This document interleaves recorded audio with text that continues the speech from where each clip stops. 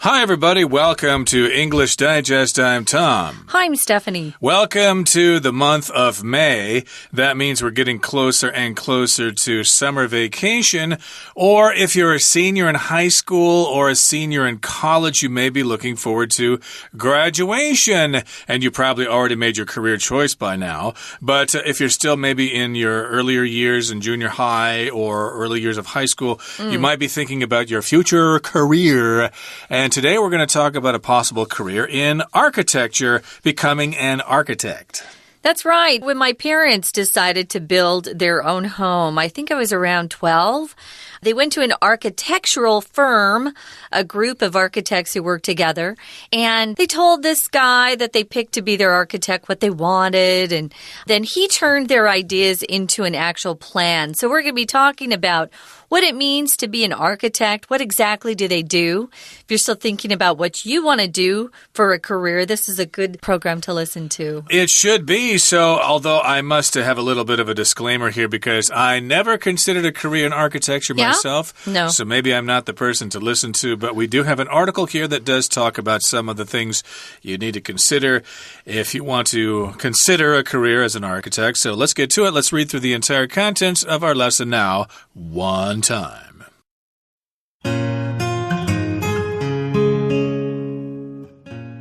As you're killing time before a dentist's appointment, something in the waiting room's reading material catches your eye. A coffee table book featuring architectural wonders from around the globe. As you flip through the pages, filled with photos of France's Eiffel Tower, the Sydney Opera House, and Taiwan's own Taipei 101, you wonder if you've got what it takes to become one of the world's next great architects. Architects do much more than just design buildings, though that obviously plays a major role. In fact, they're involved in every stage of a building's development, from the initial meetings and contracts to the construction itself. Architects collaborate with their clients to determine a project's objectives and restrictions, and then translate these into linear and three-dimensional sketches and blueprints. They must be aware of every regulation that a project must adhere to as well. When construction begins, architects visit the site regularly to ensure the work is up to standard, following regulations, and on schedule. An architect's job is only complete once the building has passed the required inspections and the construction costs are paid. Successfully executing such a comprehensive role is no mean feat, and budding architects should therefore demonstrate a wide-ranging set of skills. A talent for drawing, both by hand and with the assistance of computer software, is a must. Good communication skills are essential for dealing with clients and contractors, while organizational skills help architects keep contracts and other written records straight. Last but not least, creativity and imagination make huge contributions to a project. Thus, architects should have an eye for beauty, as well as the ability to incorporate function and sustainable design into their work. Despite its challenges, architecture is undoubtedly a rewarding field. If you'd like your designs to breathe new life into a city, consider architecture as a career.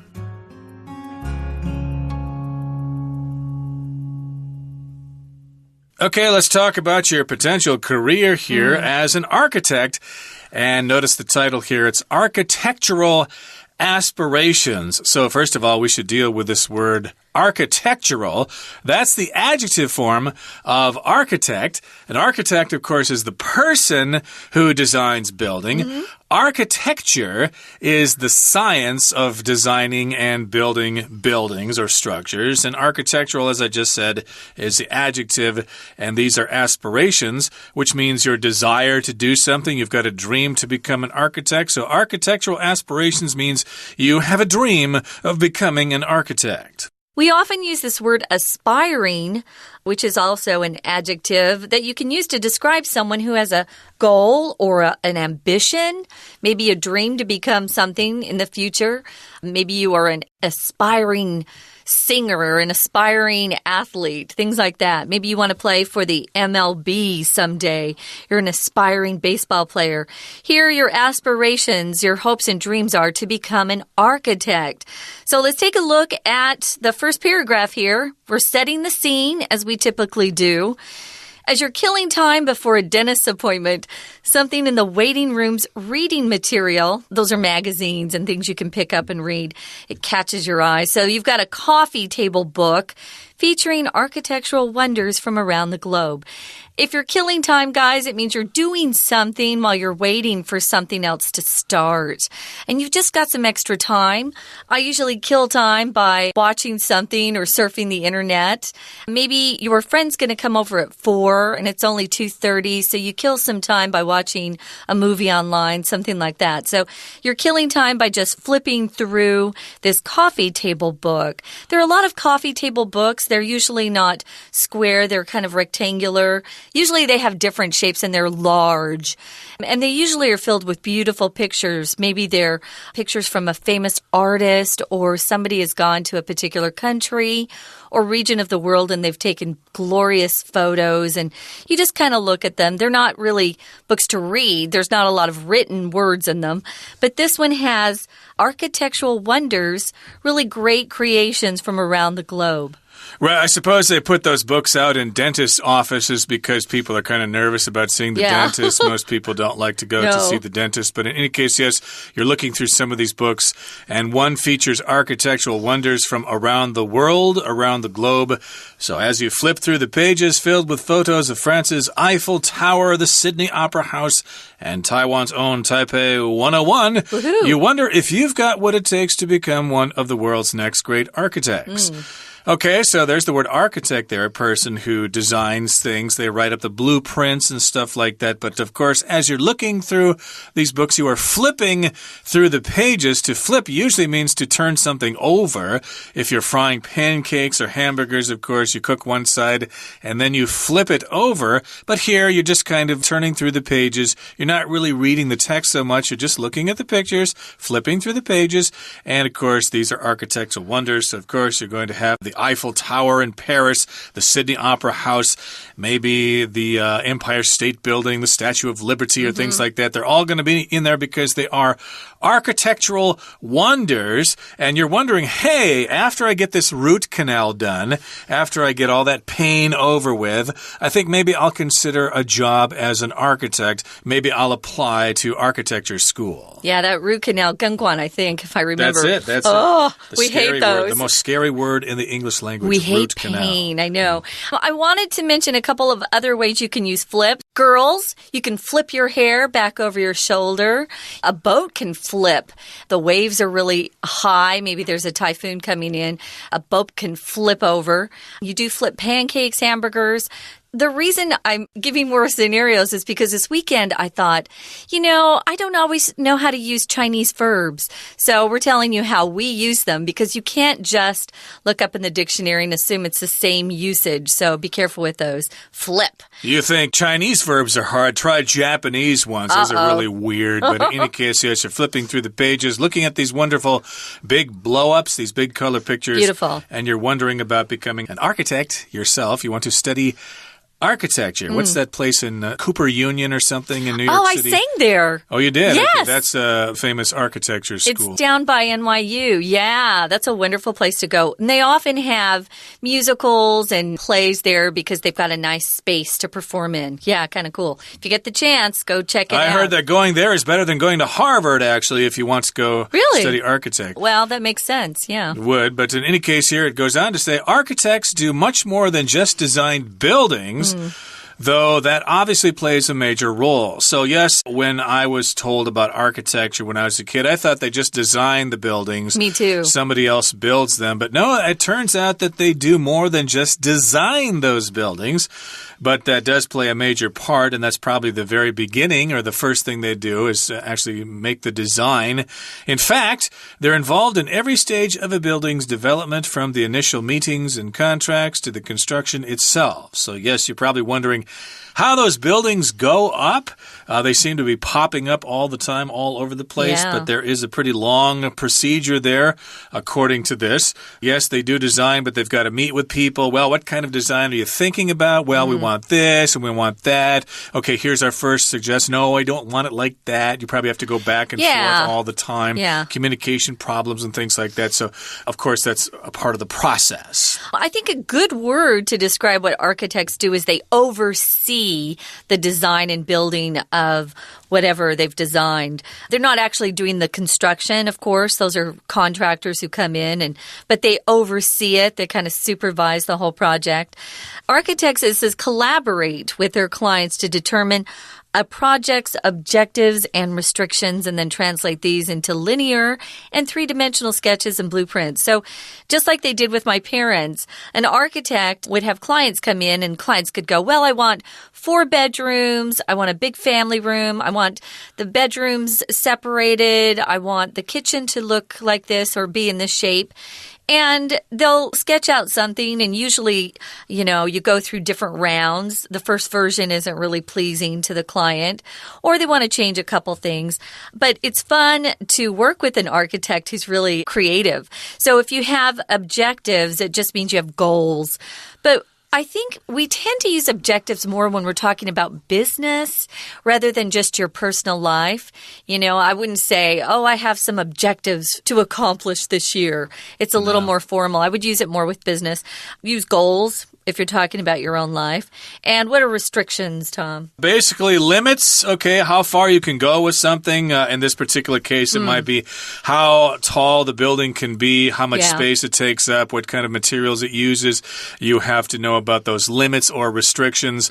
So, of course, you're meeting with the clients, you're collaborating with them, you're discussing these things, and all of this stuff translates into linear and three-dimensional sketches and blueprints. So, yes, you get an idea of what they want, and here we're going to translate these ideas into the initial sketches. So translate usually is used with languages. Please translate this Chinese sentence into English. 你好吗? How are you? I just translated that into English. But in this particular case, translate means you actually try to interpret these things and put them into something you can actually see. You want these sketches and these blueprints. Of course, a sketch is the initial sketch. Here's just a rough sketch of what you have in mind. Is this what you had in mind? Kind of a rectangular building that's 20 stories high and has a parking lot here and a park off to the side there. No, that's not what we want. So you can erase these things from the sketch and start over. And then when the sketch starts getting more developed, you can actually turn them into actual blueprints, which is actually the final form of the design that you're going to use as the basis for the project. Yeah, and usually that blueprint can be rolled up, and you'll see that blueprint used by the construction folks on site as they're, building the building. They'll often pull out the blueprint, check it, make sure they're doing everything correctly. Linear here, guys, you see the word line in there? This just means one dimension, because nowadays we have computers and it's cool. Before computers, the three-dimensional models were put together sometimes by architects, but not sketches that you could put on a computer and use software with. We'll talk about that in a minute. A sketch, it's just a rough draft. It's not the final version. And like Tom said, the blueprint will be the final version. Right now, guys, we're going to take a quick break, and then we'll be back to continue talking about architecture. Hello everyone, my name is Tina. 我们今天首先来看到在第一个空格前面的句子呢，提到了许多有名的建筑物，像是 France's Eiffel Tower, the Sydney Opera House, and Taiwan's Taipei 101. 这3个呢都是非常有名的建筑。看到这些建筑物的照片，后面的句子延续着说 You wonder if you've got blank one it takes to become one of the world's next great architects. 在这里我们首先要注意到的是呢，它这里的 it 代替的是后面的 to 开始到结束的地方。你会怀疑你是不是具备有这个东西，而这个东西呢是成为世界呢下一个伟大建筑师之一的什么东西。在这里我们需要一个名词，也需要一个呢关系代名词来连接前后两个完整的句子。所以在这里我们可以选择 C 选项的 what。 What 就等于 the thing which， 也就是你所需要的 the thing 这个特质 which it takes， 而这个东西呢是要成为下一位世界伟大的建筑师。所以第一题的标准答案我们就选择 C what。 接着来看到第二个空格的句子， In fact, they are involved in every stage of a building's development, from the blank to meetings and contracts to the construction itself。其实要当一个建筑师真的很不容易，他们要参与的是 every stage of the building's development， 参与呢建筑物发展的每一个阶段。从哪里开始呢？当然是从一刚开始的会议，一直到呢这个工程的这种呢打契约的关系。在这里包含句意，我们来看一下第二题的 A 选项 gracious 优美的， B. artificial 人工的， C. suspicious 怀疑的， D. initial 一刚开始的初始的。所以搭配文意，从一刚开始的会议到后面要建筑打契约，都是要建筑师所参与的。所以根据文意，第二题的标准答案就选择 D. initial。 We're going to take a quick break. Stay tuned. We'll be right back.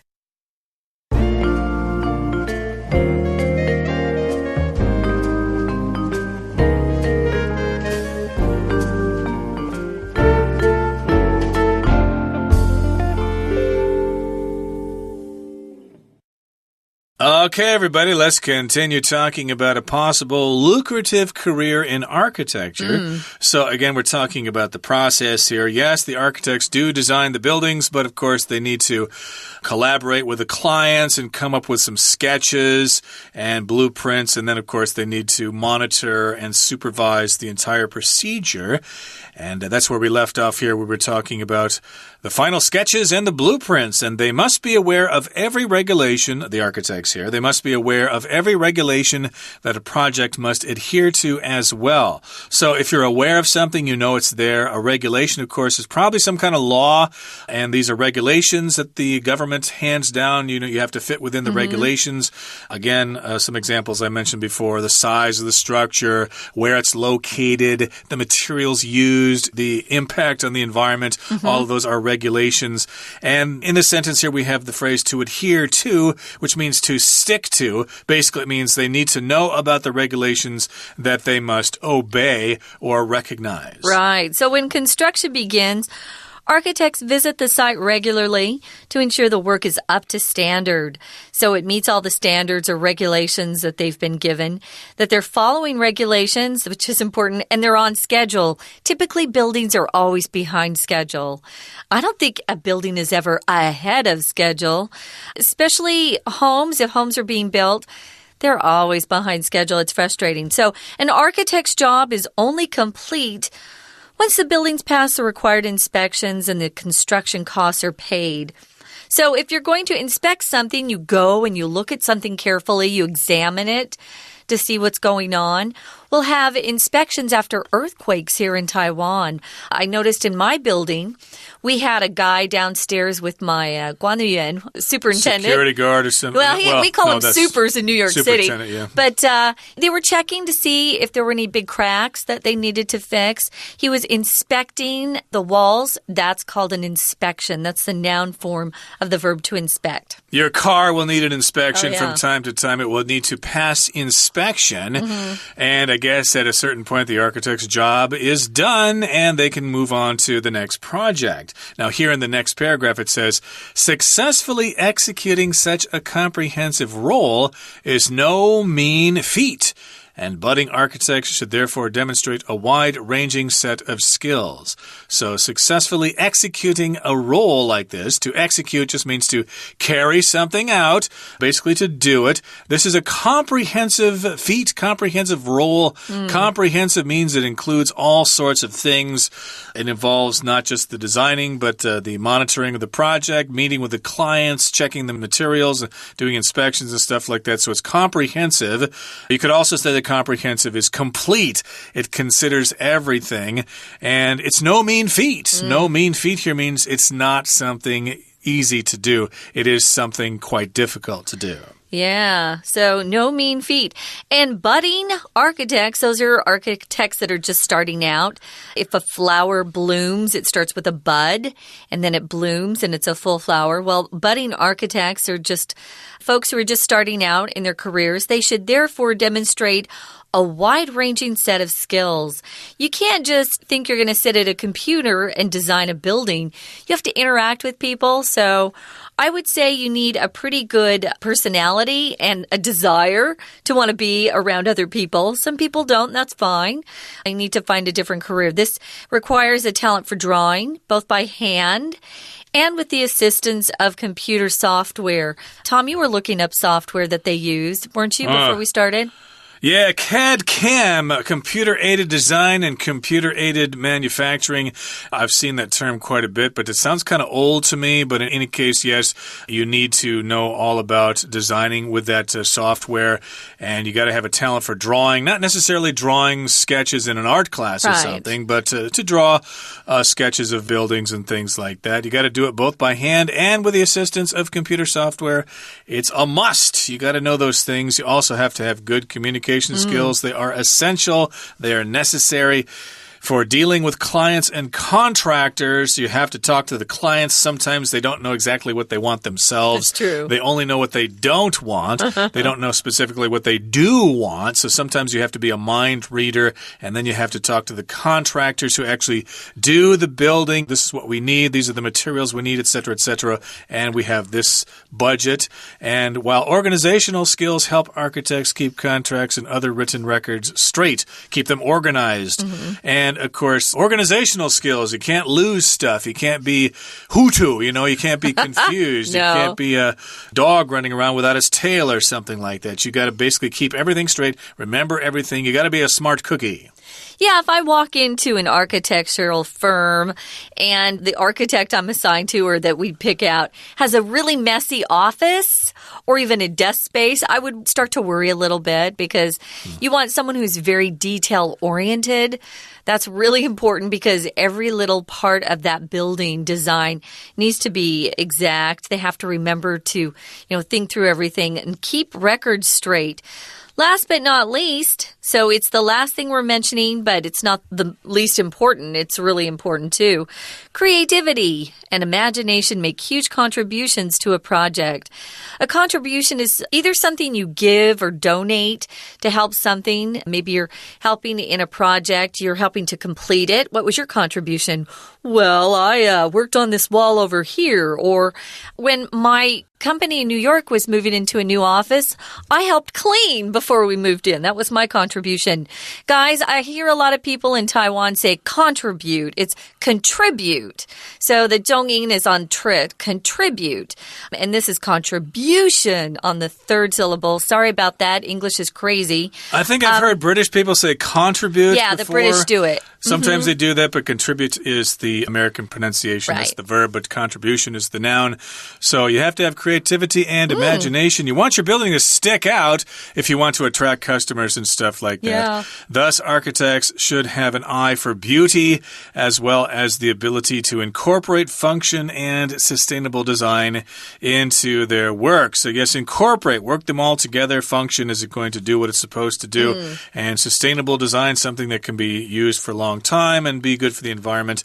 And despite its challenges, architecture is undoubtedly a rewarding field. Yes, you can take people for a drive around the city and say, yes, I designed that building right there. I've made a contribution to the skyline of this city. And also you can make tons of money in the process here. Rewarding could be financial. And if you'd like your designs to breathe new life into a city, consider architecture as a career. And indeed, lots of people are breathing new life into cities, making them look different, like Taipei, and of course Kaohsiung and Taichung, and of course the cultural center of Chiayi down there in southern Taiwan. They've got some really wonderful things to check out down there. Awesome. I wanted to mention if you breathe new life into something, this is an idiom. It just means you add new ideas, you bring new energy to something. So it's kind of cool if you can breathe new life into a place that hasn't had anything exciting happen for a while.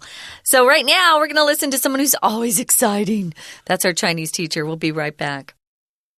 接着我们来看到第三个空格的句子 They must be aware of every regulation that a project must blank 3 as well.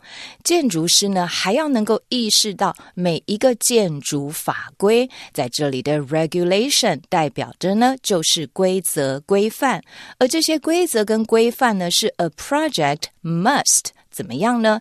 这样子的计划必须跟规则有怎么样的关系呢？第三题 adhere to 坚持支持 B consist of 由什么组成 C interfere with 干涉 D delight in以什么为乐？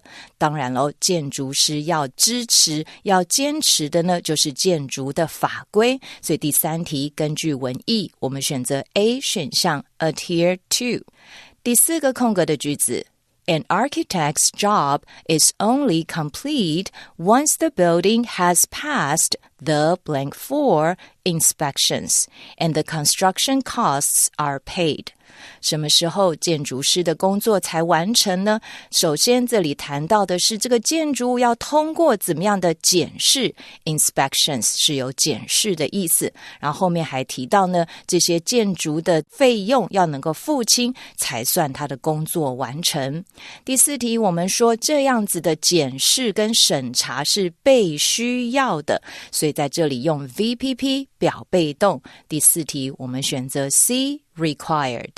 第五个空格的句子Successfully executing such a comprehensive role is no mean feat, and budding architects should therefore blank 5 a wide-ranging set of skills. 要成功的呢，可以执行这么全面的职责，其实非常不容易。因此呢，这所谓的 budding architects， 我们翻译成为前景看好的建筑师呢，应该要怎么样呢？第五题 A 选项 demonstrate 展现证明 B overthrow 推翻 C compromise 妥协 D substitute 替代。这些新颖的建筑师呢必须要能够展现他有很多的一套技能。搭配文意第五题选择 A demonstrate。第六个空格的句子写着 Good communication skills are essential for dealing with clients and contractors. 前面的句子提到呢，要有良好的沟通技巧，才能够跟客户还有承包商来彼此沟通。而第六个空格，我们需要一个连接词来连接后面的句子。后面的句子提到 Organizational skills help architects keep contracts and other written records straight.